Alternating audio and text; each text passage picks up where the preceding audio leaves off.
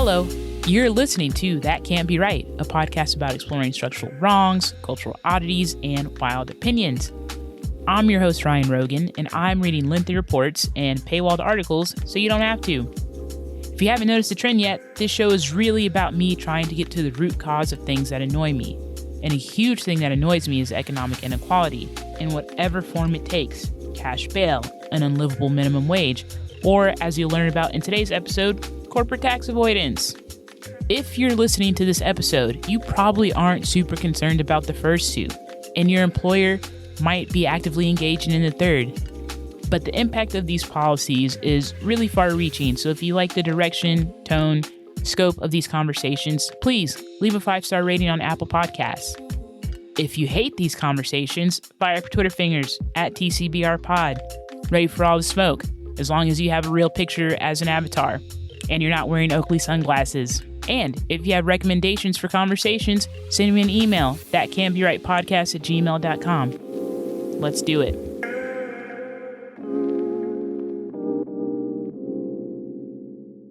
It seems like every year we hear about really big companies paying $0 in taxes. And as someone who owes the government money this year, I feel bamboozled. And I have a lot of questions. So let's ask Amy. Amy Hanauer is just over a year into her role as Executive Director at ITEP, the Institute on Taxation and Economic Policy. But she has 2 decades of experience working to create economic policy that advances social justice. So she has a way longer bio, and I'll put it in the episode description, but we're going to jump right into the super fun stuff of taxes. Amy, welcome to That Can't Be Right. Great. Ryan, thanks so much for having me on. I love the name of your podcast, and I'm really excited about this conversation. Yay, let's jump into it. So, again, taxes are not fun. As someone who struggled with accounting and the idea of corporate taxes as an undergrad and as the world's worst MBA student, I never thought I would read multiple reports on corporate tax avoidance. But here we are in 2021, and I have a lot of questions because, Amy, you recently testified in front of the Senate Budget Committee. That's right. How was that experience? And of course, what did you tell them? Yes, well, it was really fun. I was there in person. It was great to meet Senator Sanders, and great to sort of butt heads with some of the right-wing views that are represented on that committee. And great to see a set of public policies that actually wants to move us forward on this idea that we need a well-funded government to pay for the things that we and all of our communities want and need. And so that's what I was there to talk about. And it was a good time. Awesome. I didn't realize you got a chance to do it in person, but that's so cool. So the report I read in your testimony, 55 corporations paid $0 in federal taxes on their 2020 profits. Other companies, huge companies, Amazon, that kept us all going last year. Disney also kept some of us going last year. GM, they paid a very small percent of their profit in the form of taxes. And then some places got rebates. Some large corporations got rebates. That's insane. So how in 2020 did companies get away with record-breaking profit and also paying $0 in taxes? Yeah, so what we found this year is that there were 55 profitable Fortune 500 large companies making big profits and paying 0 in taxes. And there were many others, as you said, that paid just a pittance, 1%, 3%, 5%. And, it's not good for our communities. It's not good for our families. And actually, it's not good for these companies or our economy either, because the fact is that corporations and people and families and the planet all need a well-funded government that can kind of take on the big problems that we're facing and deal with it. There are a lot of ways that companies get away with this, and we can get into it as we go on with our conversation. But I think the key point that I want to sort of start out and leave your listeners with is that this is not actually how an economy works best. An economy works best when corporations and wealthy people pay their fair share so that we can get the things that they need and that we need out of our society. Absolutely. And we'll definitely touch on that because something, and looking at some of Amy's other panels, conversations, taxes through tax justice flows of justice for a lot of other parts of our society. So we'll definitely get to that. Well, I'll just expand on that point for a second, Ryan, if that's useful, which is just to say, absolutely. Look, in 2020, it could not have been more clear, right? Like a global pandemic took hold, and this was just not something we were going to solve with, buying something else at Target, right? We needed a competent, well-funded public sector to fund vaccine research, to fund vaccine distribution, to figure out how this virus spread, to figure out how to shut it down, to address the health needs of the people who were affected. And, certainly initially we did not have that the way we needed it. Although I've been very encouraged, I have my vaccination now. I've been very encouraged to see a more competent approach to this in the last few months, but that approach depended on a well-funded public sector. And so I think that 2020 was like the ultimate year for making it clear that the sort of lie of our embrace of unfettered capitalism and our belief that somehow the private sector can solve problems, when it is abundantly clear that when it comes to education, when it comes to healthcare, when it comes to a global pandemic, when it comes to climate change, we're only going to solve those problems with a well-funded public sector. Absolutely. Absolutely. So how did we get here? How did we get to the point, not pandemic aside, because you can't ignore the pandemic, but how did we get to a point where the money flowing from corporations to the government just got smaller and smaller? Because you hear it, as someone who just graduated from the University of California system, they always talk about how much money they were getting from the federal government and the state government 20, 30 years ago, and how it's such a small percentage of that today. So how did we get here? Yeah. So one thing is that we just have this mentality in the United States that somehow, we can have a good economy without taxation. And that's just not accurate. And we also just have a political system where there is outsized power to those with money and influence. And so when you have powerful corporations and powerful people representing the wealthy who are making big campaign contributions and having enormous lobbying budgets, they're able to go to the government and extract the things that they want. And sometimes there are also very well-intentioned policymakers who care about jobs and the economy and are sort of vulnerable to an argument about jobs. So all of these things have kind of conspired to lower our corporate tax rates, first of all, but much more importantly, actually, than the lower rates, to have these enormous loopholes where corporations can get away with paying less taxes by moving profits overseas. They can get away with paying less taxes by making claims about the equipment investments that they've had to do, by giving away stock options and making very different claims to their investors than they make to the federal government about what they actually are earning. And by also just having such complicated structures in place that they're able to evade a very underfunded IRS that doesn't have the capacity to pursue some of this tax avoidance. So those are some of the big ways that corporations get away with paying 0 or paying just 1%. There's a lot to unpack there. You mentioned a well-funded government, and then at the same time you mentioned like a very underfunded IRS that doesn't even have the capacity to go up against these huge corporations. But at the same time, I've heard anecdotally that the IRS, they could go after these companies, but they don't. They go after kind of the low-hanging fruit of people who might accidentally commit tax fraud by claiming this, that, or the third, because the IRS knows they can't fight back. So the IRS, is it true ultimately that the IRS isn't going to go against these corporations because they know it's not going to be a fair fight? Yeah, it is absolutely the case that the IRS has reduced its pursuit of corporate tax avoidance and of wealthy individual tax avoidance while not equally reducing its pursuit of low-income individuals who may make a mistake in filing their earned income tax credit claim.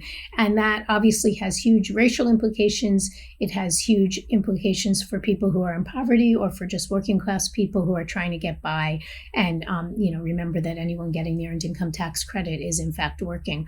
And so we, one of the things that is really, really encouraging about the Biden administration's policy proposals is that they are proposing to increase funding to the IRS. And the beauty of increasing IRS funding and also of redirecting IRS's energy back toward the wealthy and corporations is that it more than pays for itself.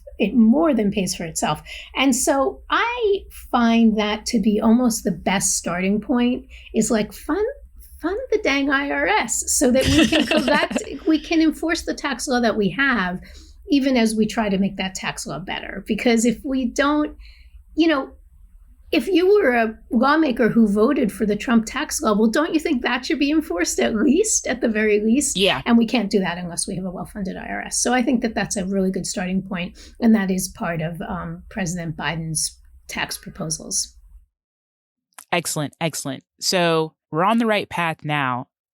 A lot has been made over the last week or two, about a 28% tax rate.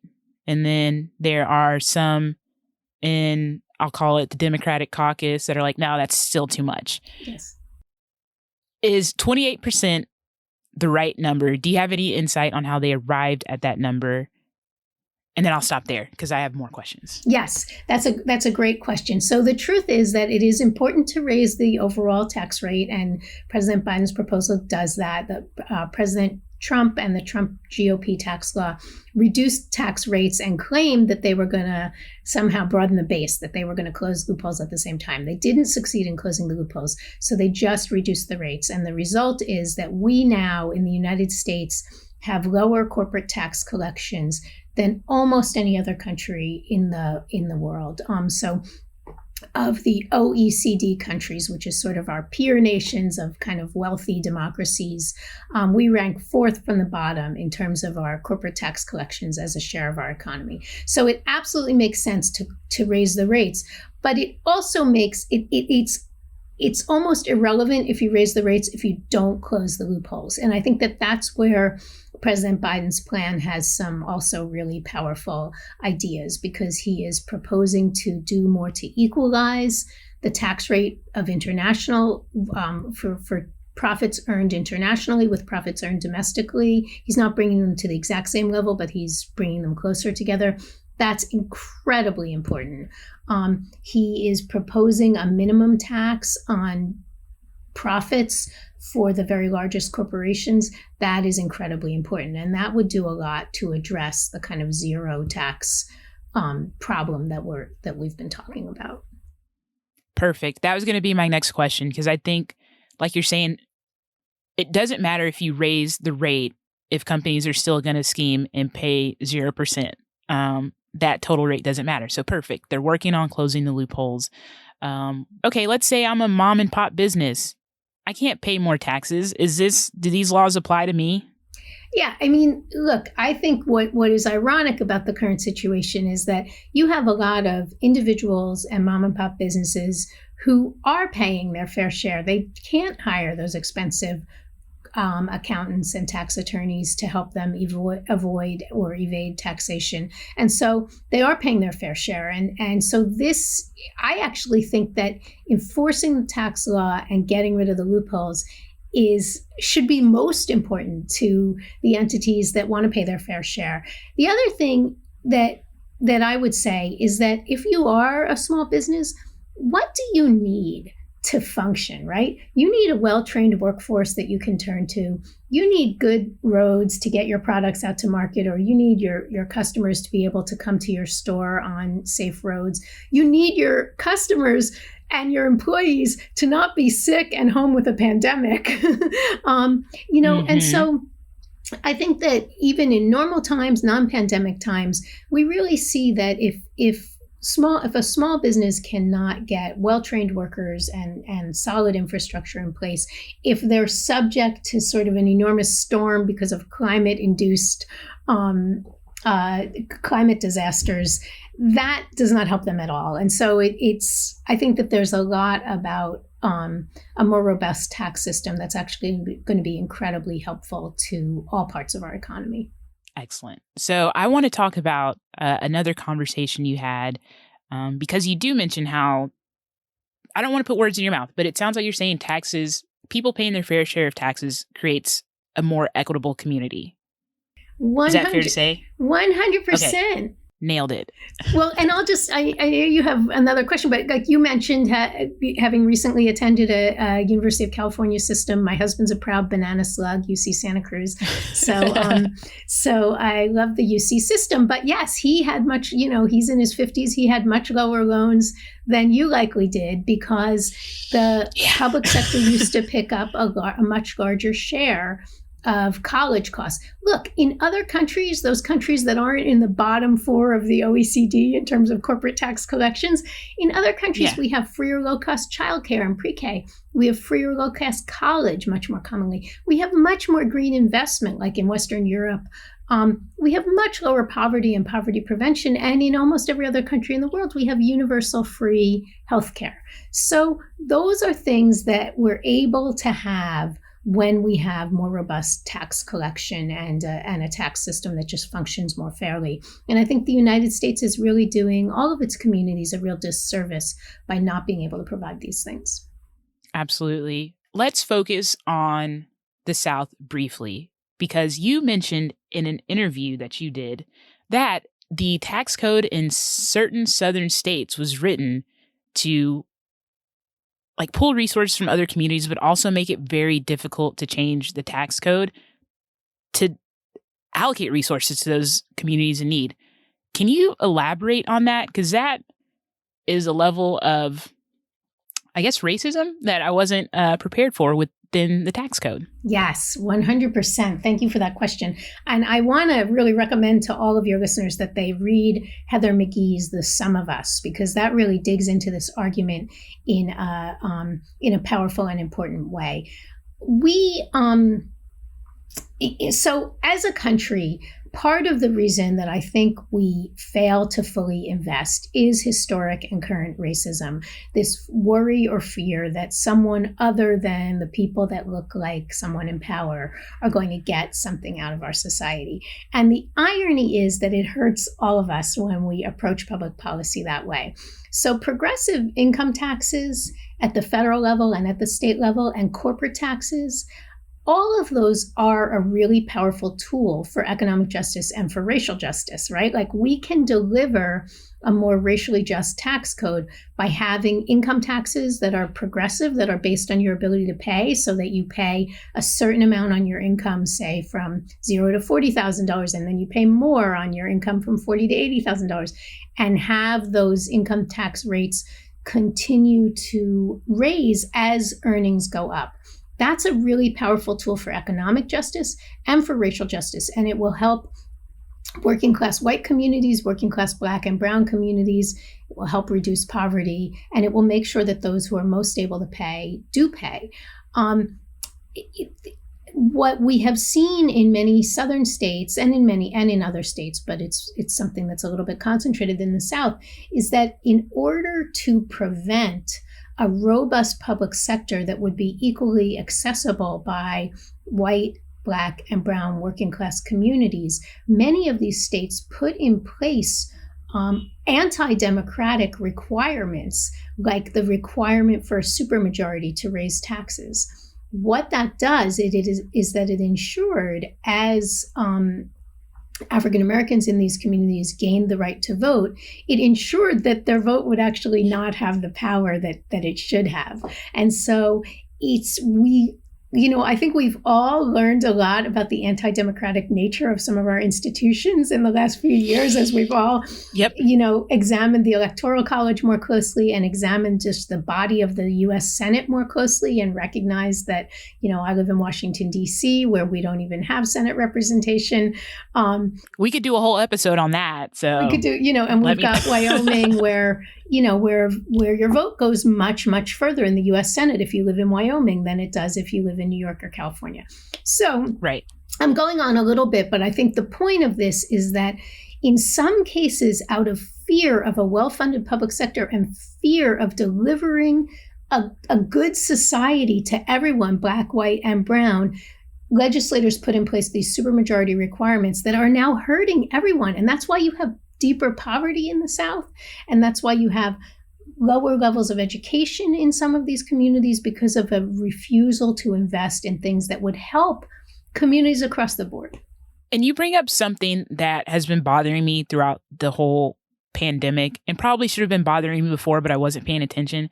This idea that we can't help others too much or they'll supplant us or do something terrible and then everybody suffers because of it. And it's like, oh, we can't give people too much money in their stimulus checks, or like, what's the negative thing about giving people too much money? It'll stimulate the economy. That's what we've been arguing about all 2020, opening up the economy. So let's give me my stimulus check. That's the irony, is that you just see how these policies are hurting so many in our community. And again, often coming back to hurt white working class voters, black working class citizens, all to hurt all of us across the board. And who it enriches is wealthy stockholders and corporate owners, which is like a slim minority of any of us, right?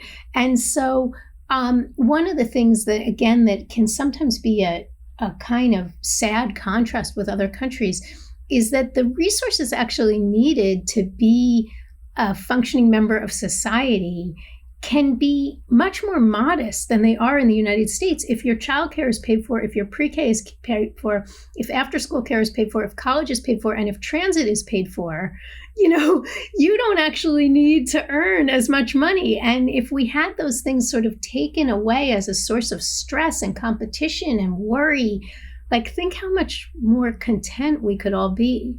And I just think that in the United States, we've privatized these solutions to such an extent.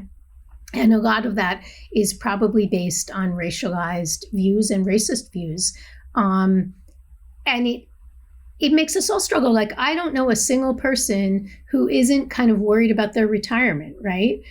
Because we haven't made that universal. We haven't said we're going to really care for people up to a level that they need in their retirement years. So instead, we've all got to figure out these messed up investment plans instead of just thinking, well, if I work hard, I'll be able to get by.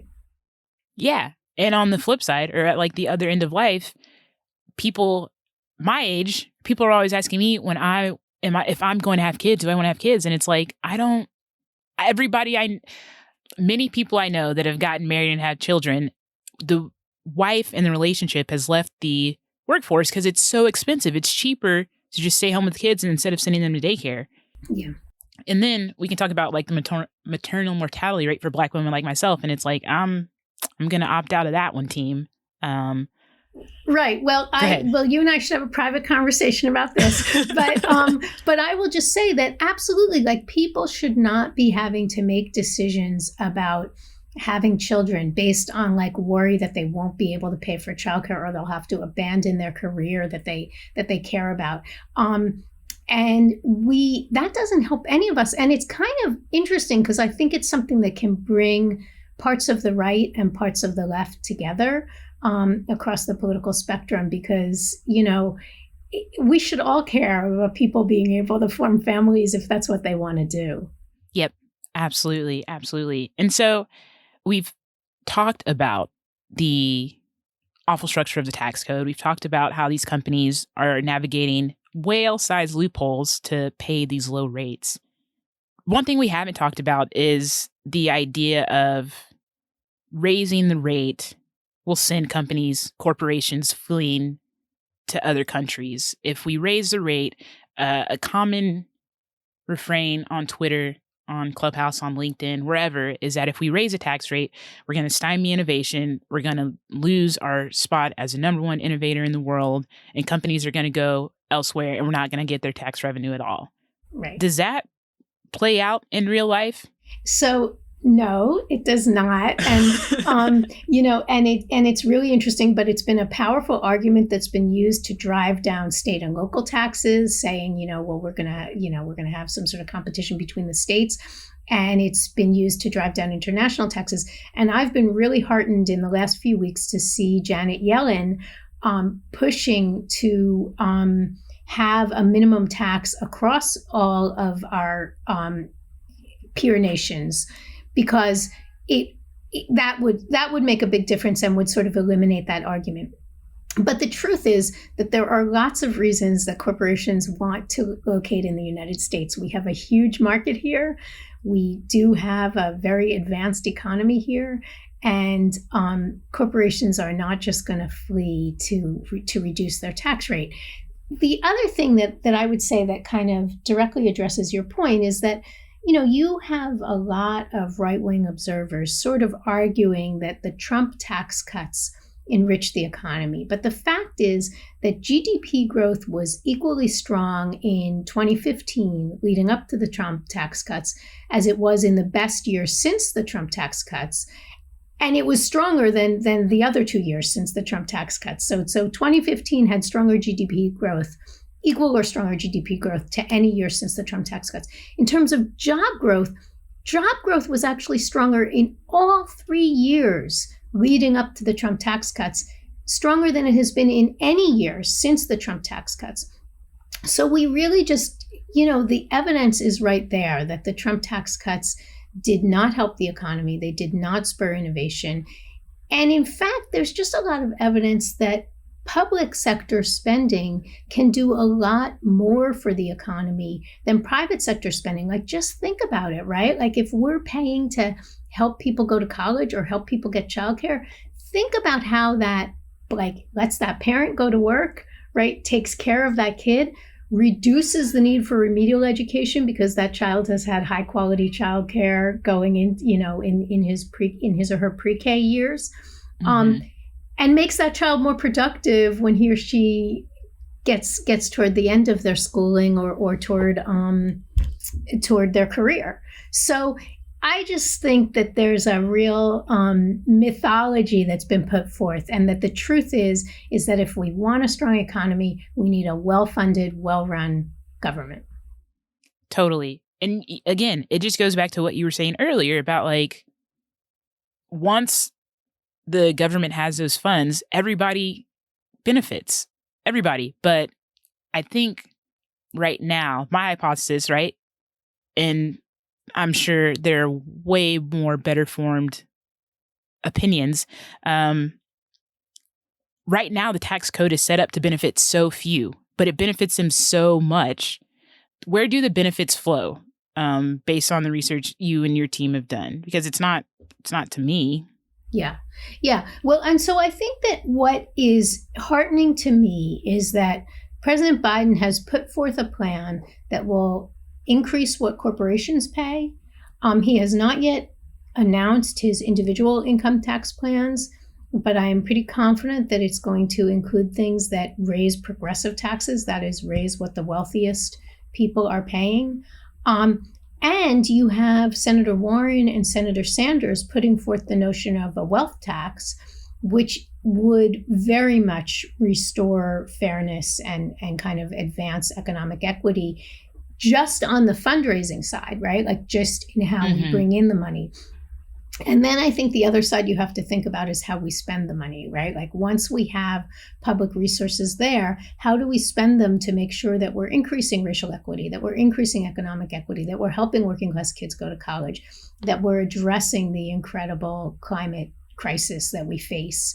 And that also is kind of all dependent on a robust tax system. Excellent. So that's really the end of my questions. What's important for people to know as they read these headlines moving forward about companies paying $0 in taxes, or if the proposed changes to the tax cut go through, what should people be on the lookout for? Yeah, that's a great question. I think people really want to be on the lookout for, we want progressive federal income taxes on individual income, and we want corporations to pay their fair share. And that means that we should be, so there's like a whole bunch of things in President Biden's plans that I think move us in that direction. Key for me is that minimum tax rate, so that even after they have their expensive accountants and attorneys find some breaks and loopholes, they still have to pay a minimum. I think that that's a really important part of President Biden's plans. And I just think it's really heartening. I'm in my 50s, and so I've kind of grown up in the wake of that Reagan era that has been this notion that we can't have a well-funded government, that we can't pay for the things that our communities need. And I think what is really kind of apparent, and maybe it took 2020 and the kind of racial reckoning and climate reckoning and health reckoning that we went through last year to get us to this point, but to realize we need each other, right? Mm-hmm. And the only way that we create a community, like this is the most diverse generation, it's the most progressive generation, it's the most well-educated generation, that's I'm talking really about you and your peers. The only way that we create that strong community is by investing in ourselves and in each other and taking care of each other. And taxes are how we do that. Yeah. Even though they've become such a dirty word, but I think, like you said, we're getting to the point where we realize like that's what we need to create the society that we want to live in, where people aren't making these terrible decisions about, should I eat? Should I go to work? Should I do this? Should I do that? Like, you should be able to do everything and then just contribute to society. So, Amy, thank you so much. Ryan, it was so much fun talking to you. Absolutely. Absolutely. Where can we... Oh, so the organization I run is called the Institute on Taxation and Economic Policy, and you can find us at ITEP.org. That's ITEP.org. And you can find all the research I'm talking about right there, done by our incredible team. Yes, lots of well-written research, because again, I did not love anything about taxation and economic policy when I was in school, but it was very easy to read. I had a very good understanding that helped me have what I hope was an intelligent conversation with Amy. So everybody, check that out. Thanks for listening. We're done. Thank you. Cool.